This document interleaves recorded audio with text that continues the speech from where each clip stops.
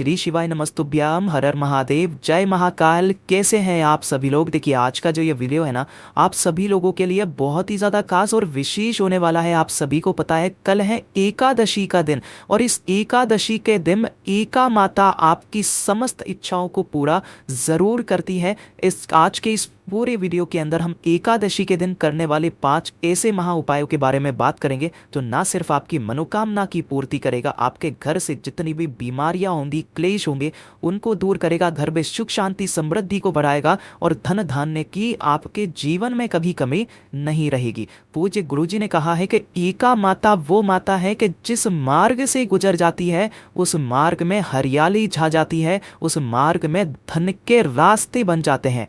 पूज्य गुरुजी की कथा से सुन करके और समझ करके पूरे उपाय को बड़े ही विस्तार से बताऊंगा, परंतु उससे पहले आप सबसे एक छोटी सी प्रार्थना कि जो लोग पहली बार आए हैं चैनल को सब्सक्राइब जरूर कीजिएगा और वीडियो को लाइक करके देवारिदेव महादेव जी का कोई सा भी प्यारा नाम कमेंट बॉक्स में लिखना मत भूलिएगा। और कल की जो एकादशी है वो है पुष्य नक्षत्र योग की एकादशी। आप सभी को ये वाला उपाय जरूर करना है। पहला उपाय आपको 3 अनाज से करना होगा, दूसरा तुलसी दल वाला उपाय होगा, तीसरा उपाय आपको 7 बेलपत्र से करना है, चौथा हल्दी की 1 गांठ से आपको उपाय करना है, और 5वां स्वधा वाला उपाय जो कि हर एक एकादशी के दिन में हमेशा बताता हूं। तो ध्यान से सुनते चले जाना, समझने की कोशिश करना। सबसे पहले बात करते हैं पहले वाले उपाय की, जो कि आपको 3 अनाज वाला उपाय करना है। देखिए इसके बेनिफिट्स क्या है। पूज्य गुरुजी ने कहा कि अगर आपकी कोई मनोकामना है, कोई हृदय की बात है, काफी समय से अधूरी है, पूरी नहीं हो रही है, घर में धन नहीं आ रहा है, संपदा नहीं बढ़ रही है, वैभव में कमी आ रखी है, तो एक छोटा सा उपाय इस एकादशी के दिन करना बिल्कुल मत भूलिएगा। धन भी आएगा, संपदा भी बढ़ेगी, वैभव में भी वृद्धि होगी और आपकी कामना भी पूरी जरूर होगी। इस वाले उपाय के लिए आपको चाहिए होगा मात्र 1 पीपल का पत्ता। इजीली आपको मिल जाएगा, 1 पीपल का पत्ता आपको ले लेना है। इसी के साथ में आपको 1 चुटकी लेना होगा शहद। शहद ज़्यादा नहीं, 1 से 2 बूंदें मात्र आपको शहद की चाहिए होगी। और जो 3 अनाज का क्रम पूज्य गुरुजी ने बताया, सबसे पहले आपको लेने होंगे चावल। जो चावल होने चाहिए ये कैसे होने चाहिए, अक्षत, जो कहीं से भी खंडित ना हो। कितने लेने हैं, 7 चावल आपको यहाँ पर ले लेने हैं। उसी के साथ में दूसरा धान जो पूज्य गुरुजी ने बताया अनाज, वो लेना है आपको काले तिल, है ना। कितने लेने हैं, मात्र 1 चुटकी आपको काले तिल लेने हैं, इससे ज्यादा नहीं लेने हैं। और तीसरे नंबर पर आपको चाहिए होगा जौ। ठीक है, बहुत इजीली मार्केट में मिल जाएंगे, ये भी मात्र आपको 1 चुटकी चाहिए। ठीक है, मात्र 1 चुटकी। अब एकादशी के दिन आपको क्या करना है कि जो आपने पीपल का पत्ता लिया है, सुबह सुबह या जब भी आप इस उपाय को करेंगे, उसके पश्चात इस पीपल के पत्ते पर आपको शहद की 7 बिंदियां लगानी है। 1 2 3 4 5 6 7, कुछ इस क्रम में, जहां पर पीपल के पत्ते का जो बीच वाला क्रम होता है ना, वहां पर आपको 7 बिंदियां लगा देनी है। और अपने पितरों का स्मरण करके, ध्यान देना, अपने पितरों का स्मरण करके 7 चावल के दाने, है ना, इसी के ऊपर तिल के दाने, इसी के ऊपर, और जो इसी के ऊपर आपको रख देना है। जो भी आपने लिया है वो सभी चीजें आपको इसी पत्ते के ऊपर रख देना है, और इसे अपने दाहिने हाथ में लेकर के अपने पूरे घर में, ध्यान रखना, अपने पूरे घर में आपको ओम नमः शिवाय मंत्र का स्मरण करते हुए फिर जाना है।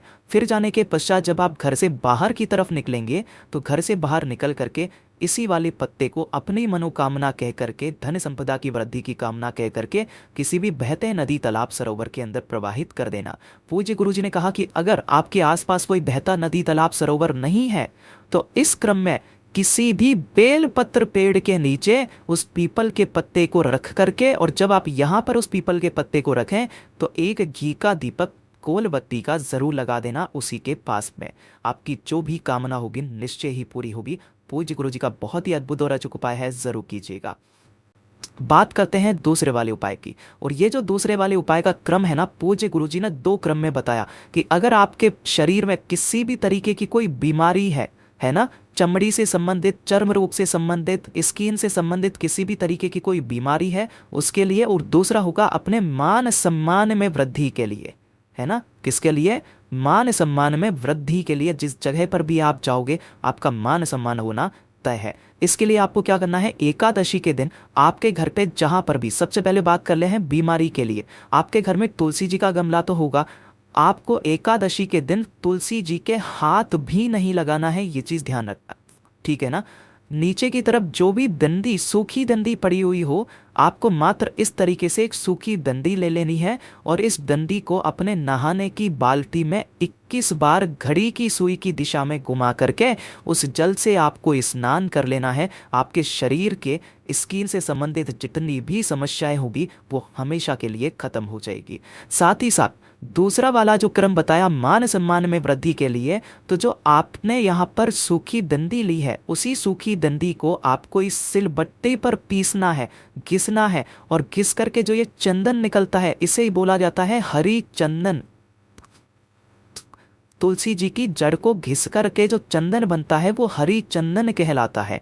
आपको थोड़ा सा हरी चंदन लेना है और उस हरी चंदन को आपको ओम नमो भगवते वासुदेवाय मंत्र का स्मरण करते हुए इस जल के अंदर डाल देना है और इसी जल से आपको स्नान कर लेना है। एकादशी के दिन करना, स्नान कर दीजिए, आपका मान सम्मान होना तय है। और हो सके तो एक बिंदी हरी चंदन की लगा करके जिस कार्य के लिए आप चाहेंगे वो कार्य आपका पूरा होगा ही होगा। पूज्य गुरु जी का बहुत अद्भुत और अचूक उपाय है, जरूर कीजिएगा। साथ ही साथ काफी सारे लोगों को ये डाउट जरूर रहता है कि भैया एकादशी के दिन न तो चावल चढ़ाया जाता है, न ही चावल खाया जाता है, तो ये वाला क्रम भी मैं आपका डाउट दूर कर देता हूं। देखिए, चावल कौन नहीं खा सकता एकादशी के दिन, है ना। उसका प्रमाण पूज्य गुरु जी ने बताया शिव महापुराण के अंदर कि एकादशी के दिन चावल केवल वो व्यक्ति नहीं खा सकता जिसकी मृत्यु निश्चित है।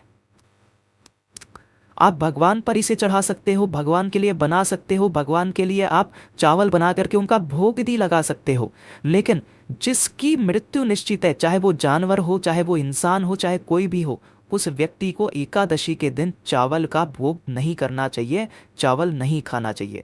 दूसरा, अगर आप एकादशी का व्रत करते हैं तो आपको द्वादशी के दिन चावल खाना बहुत ज्यादा जरूरी है, तभी जाकर के आपको एकादशी व्रत का संपूर्ण फल प्राप्त होता है। तो आई थिंक आपका ये डाउट क्लियर हो गया है। भगवान को आप समर्पित कर सकते हैं, चावल का भोग लगा सकते हैं, क्योंकि भगवान की मृत्यु निश्चित नहीं है, लेकिन जो इस मृत्यु लोक में है उसकी मृत्यु निश्चित है और उसको चावल का आचमन नहीं करना चाहिए एकादशी के दिन। द्वादशी के दिन ये निश्चित है कि एकादशी का संपूर्ण फल प्राप्त करने के लिए द्वादशी के दिन चावल खाना जरूरी है। ठीक है, ये भी आपका डाउट क्लियर हो गया। अब बात कर लेते हैं तीसरे वाले उपाय की। देखिए, तीसरा वाला जो उपाय है ना, ये होगी आपकी कामना पूर्ति के लिए, जो किसी भी एकादशी के दिन किया जाता है उपाय। मेरा सबसे फेवरेट उपाय, मैं हर बार बताता हूँ, फिर से वापिस बताऊंगा। 7 बेलपत्र आपको लेनी है जो कहीं से भी खंडित, टूटी फूटी ना हो, कटी फिटी ना हो, और 1 लोटा शुद्ध जल अपने घर का। वैसे तो पूज्य गुरुजी ने कहा कि पूरा का पूरा लोटा जल आपको गंगा जल से भरना है, लेकिन अगर इतना मात्रा में गंगा जल नहीं है तो लोटे को जल से भर के और 2 से 4 बूंदे गंगा जल की मिला लेना।